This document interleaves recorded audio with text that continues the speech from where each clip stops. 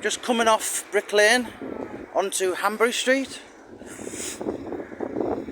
The very famous comedian Bud Flanagan was born up there, or lived there. I'm sure there's a blue plaque somewhere.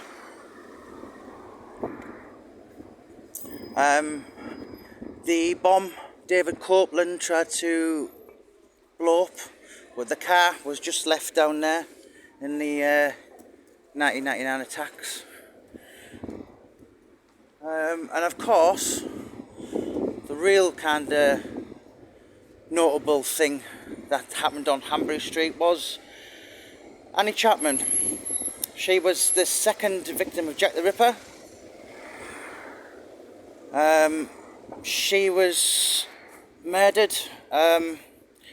So basically she was stood here. So the house what it was in is long gone now, number 29. Yeah, she was seen with a punter about 5:30 on the morning, and was heard saying that the customer asked her, "Will you?" And she replied, "Yes."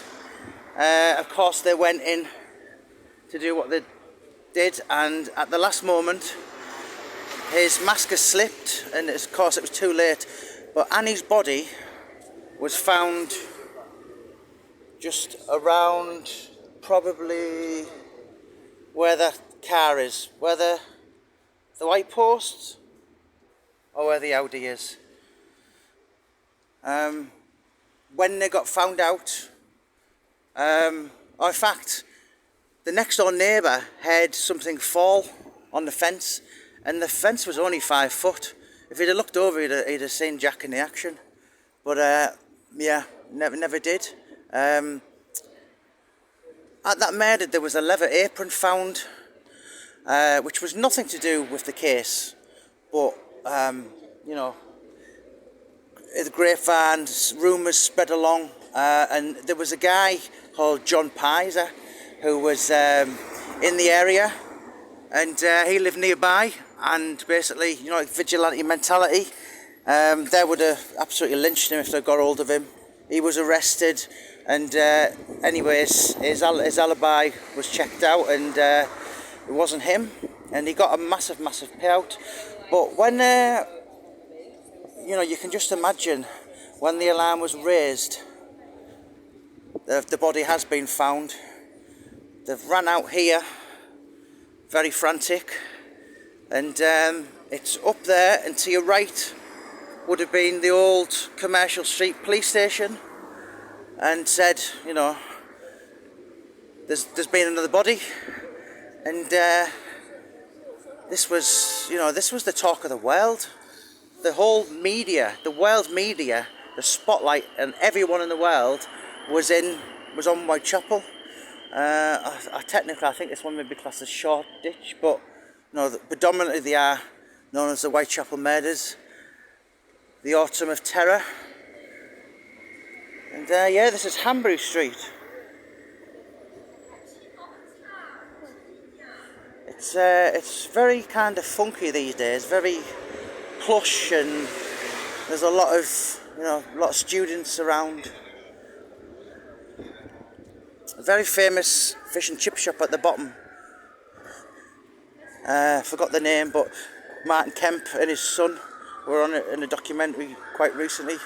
There's Wilkes Street. Always comes in, the Jack the Ripper story. You know, the books and that, and in fact I think there's a Jack the Ripper tour there, and that's all you see. In and around areas like this, there's just tours, non-stop tours. I mean, I'll show you how close everything is. So we've just came up from Hanbury Street, like Brick Lane way.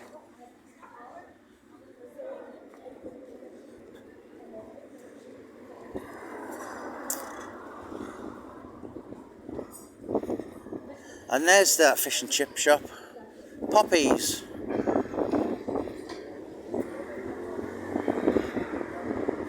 When Mickey Duff was talking to Chris Eubank Senior, to try and get him signed. He took him there for a meal. Eubank said it was he was a cheapskate and he spent £2 on him.